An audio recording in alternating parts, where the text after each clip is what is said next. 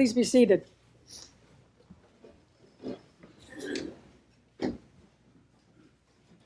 In the gospel reading we just heard, Jesus is invited to the meal at a house of a Pharisee.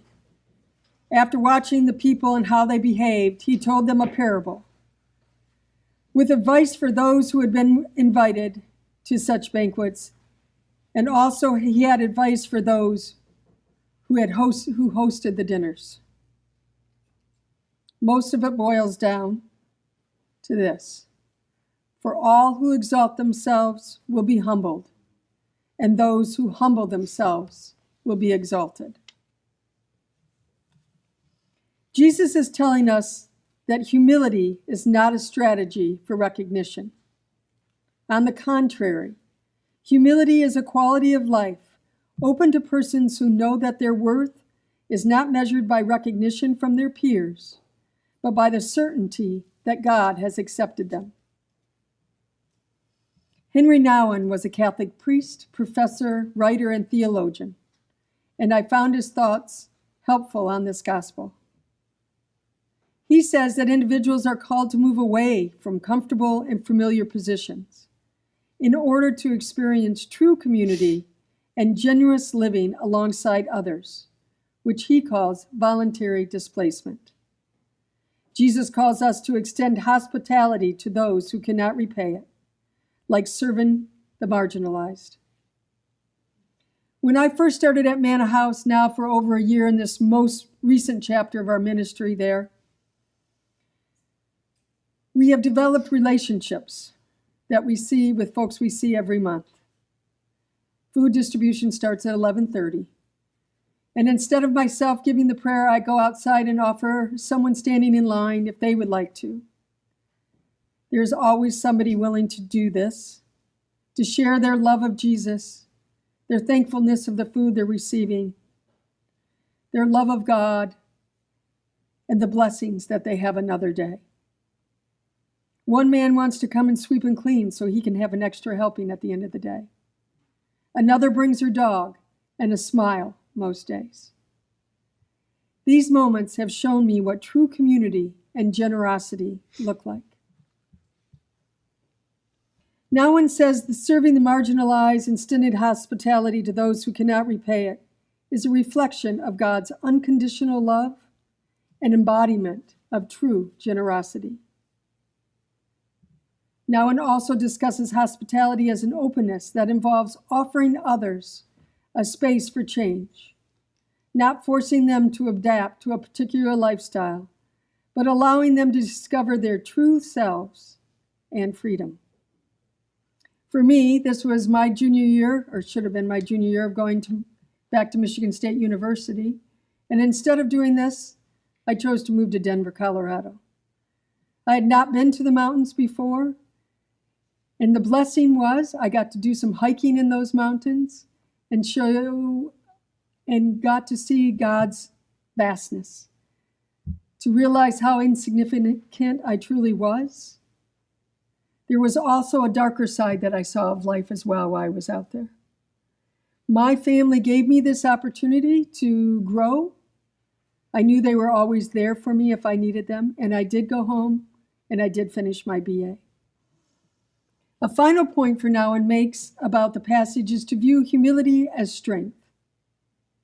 True humility is not about selfishness, but about acknowledging our dependence on God and living out our true identity as both limited and gifted, imperfect and good, broken and beloved.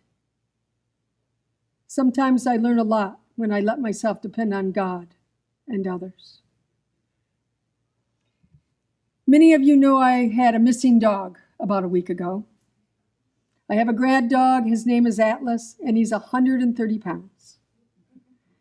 His breed is a cousin to a Great Pyrenees, Turkish version called Akbaş. He's a gentle giant, but a giant. I had to go to church for a quick moment, so I was nice and brought him in the car with me. He got to come in and meet everybody and say hi. And we were just taking a quick walk towards the fort, and a deer crossed our path. And Atlas chased the deer and went into the woods between here and the fort.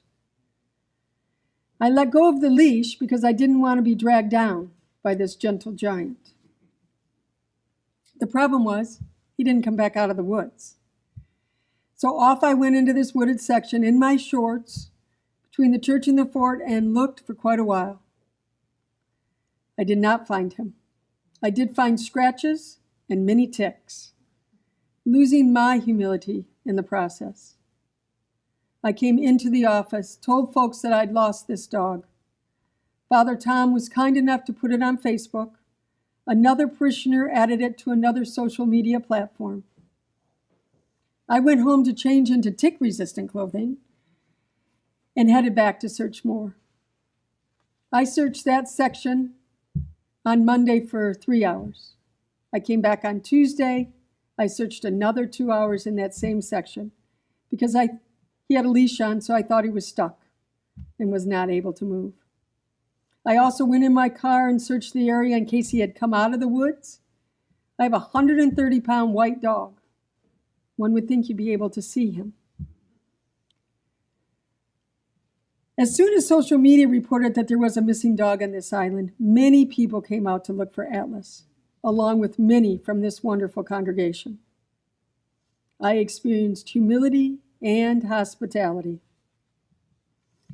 People were searching and praying for 3 days. A man showed up on Wednesday. I happened to walk into the office as he was talking to Harry and Glenn, and he was asking them where the dog had gone missing. So I said, I will take you right to the section, and that I did not believe he was there anymore because I had searched it extensively. He got his tick clothing on, got into his car, and drove away. Within 45 minutes, he texted me a picture of Atlas. He went to the fort entrance and searched the deer pass and found Atlas. His name is Michael Gowan, and it is my understanding this is not the first dog that he has found. Many people from this community helped find this dog through their prayers, actual searching, knowledge of social media, and it was humbling. I moved here in 2018, and when people ask me why I moved to this community, I tell them this is the nicest place that I've ever lived. My experience with the love that I felt helping me find this dog is the love and grace of God. And we seek to serve others, be it at Manna House, the Well, or with each other in our relationships, as Mother Ashton talked about last week. We are here for each other, and I have felt it every day that I have lived on this island, and I appreciate it. In today's gospel, Jesus' parable invites us to be humble, not to be measured by social standings, to move away from comfortable and familiar positions, and to be hospitable to all. To recognize all these things as a true reflection of God's unconditional love. What Jesus is asking us to do, what I experienced with Atlas, represents free space, where the stranger can become the friend, to show hospitality to those who cannot repay it, to listen and let others share their stories. To remember Jesus' teaching, those who exalt themselves will be humbled, and those who humble themselves will be exalted.